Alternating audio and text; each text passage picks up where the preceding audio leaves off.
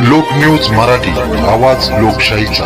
विटा शहरात आरोग्य सेवेचा विश्वासार्ह आधार आदिती मल्टी स्पेशालिटी हॉस्पिटल संचलित बंडगर हॉस्पिटल विटा, महात्मा फुले जन आरोग्य योजना, आयुष्यमान भारत व बांधकाम कामगार योजनेअंतर्गत शस्त्रक्रिया आणि उपचार पूर्णपणे मोफत, हाडांवरील सर्व प्रकारचे ऑपरेशन्स, वेदना निवारणासाठी ब्लॉक इंजेक्शन, डायलिसिस, मूतखड्यावरील सर्व प्रकारचे ऑपरेशन व उपचार, जनरल सर्जरी, अपेंडिक्स, हर्निया, मूळव्याधवरील ऑपरेशन व उपचार पूर्णपणे मोफत। सावरकर नगर, खानापूर रोड, विटा। संपर्क आपल्या स्क्रीनवर। विटा तालुका खानापूर येथून एक महत्त्वाची बातमी।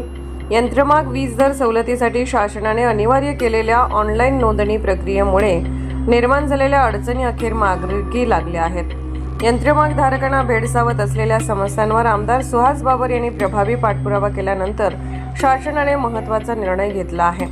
नोंदणी प्रक्रियेसाठी आता 2 महिन्यांची मुदतवाढ देण्यात येणार असून ऑनलाईन नोंदणीसोबतच सेल्फ डिक्लेरेशनलाही मान्यता देण्यात येणार आहे।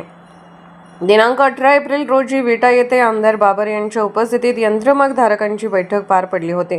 या बैठकीत अनिल यंत्रमाग संघाचे अध्यक्ष तथा नगरसेवक वैभवदादा म्हेत्रे यांच्या नेतृत्वाखाली यंत्रमाग धारकांनी आपल्या अडचणी मांडल्या।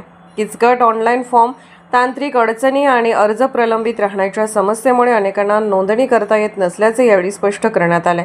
या पार्श्वभूमीवर आमदार सुहास बाबर यांनी मंत्रालयात संबंधित खात्याचे मंत्री संजयजी सावकारे यांची भेट घेतली।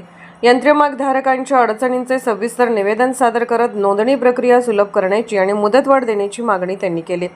आमदार बाबर यांच्या पाठपुराव्याची दखल घेत मंत्री सावकारे यांनी सकारात्मक निर्णय घेतला। नोंदणीसाठी 2 महिन्यांची मुदतवाढ आणि सेल्फ डिक्लेरेशनला मान्यता देण्याचा निर्णय घेण्यात आला आहे।